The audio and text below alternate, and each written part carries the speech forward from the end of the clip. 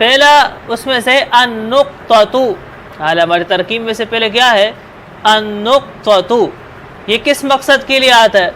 یہ آپ نے دیکھا ہوگا فقرہ ختم ہوتا ہے نا، اب جیسے ایک صفحہ ہے، اس صفحے پر مختلف پیراگراف بنے ہوتے ہیں، پیراگراف، تو ہر پیراگراف جب ختم ہوتا ہے تو اس کے آخر میں کیا آتا ہے؟ نقطہ آتا ہے. کیا آتا ہے؟ اور اردو میں نقطہ نہیں آتا، تھوڑا سی کٹی ہوئی لکیر سے آتی ہے، ٹیش کے. ہاں، تو اب اس کو مثلا ہم اس طرح استعمال کریں گے کہ پورا جب جملہ آپ کہہ دیں گے ایک پیراگراف، تو اس کے آخر میں آپ نقطہ لگا دیں گے. ایک تو یہ ہے مثلا رجع المسافر الى الوطن، مسافر اپنے وطن لوٹ گیا.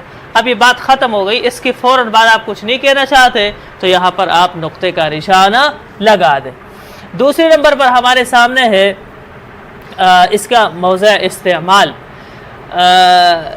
بعد الحرف او الرمز، یعنی کوئی ایسا حرف ہو جو بطور علامت یا ایک اشارتاً ہو. مثلا آپ نے دیکھا ہوگا کہ لکھا ہوتا ہے نا، اسپتال پر لکھا ہوتا ہے ڈی محمد عالم، تو اس کا مطلب ہوتا ہے ڈاکٹر محمد عالم. تو یہ جو حروف ہوتے ہیں نا، تو ان حروف کے بعد بھی کیا آتا ہے؟ نقطہ آتا ہے.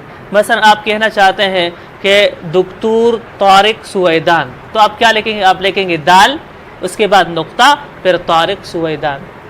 ٹھیک ہے. یا آپ کہنا چاہتے ہیں کہ مفتی محمد تقی عثمانی، ٹھیک ہے، تو آپ لکھیں گے میم پھر نقطہ تقی عثمانی. اس کا مطلب ہو گیا مفتی اس میم کے بعد. تو جب آپ نقطہ لگا لیں گے، اس نقطے سے پڑھنے والا سمجھ جائے گا کہ یہ ایک اشارہ ہے ایک پورے نام کی طرف. وہ مفتی بھی ہو سکتے ہیں، وہ مولانا بھی ہو سکتے ہیں، وہ ڈاکٹر بھی ہو سکتا ہے. یا اسی طرح آپ مثلا دیکھو نا، یعنی آپ اپنی جگہ کا نام لکھنا چاہ رہے ہیں تو آپ تو یہ نہیں کہہ سکتے کہ کراچی سندھ پاکستان، کراچی سندھ پاکستان. تو آپ نے لکھ دیا کراچی، سی سے آتا ہے یا کے سے، تو کے ایس پی، تو کے کے بعد آپ نے نقطہ لگا دیا، اس کے بعد آپ نے نقطہ لگا دیا، پی کے بعد نقطہ لگا دیا. یا عربی زبان میں آپ نے کاف لکھا پھر نقطہ، پھر سین لکھا پھر نقطہ، پھر با، اس لیے کہ پاکستان تو عربی زبان میں با، تو با لکھ. اس طریقے پر آپ استعمال کریں گے. تو آپ کو یہ جو نقطے والا جو ہم نے آخر بتا رہے، اکثر آپ کو حاشیے میں نظر آئے گا.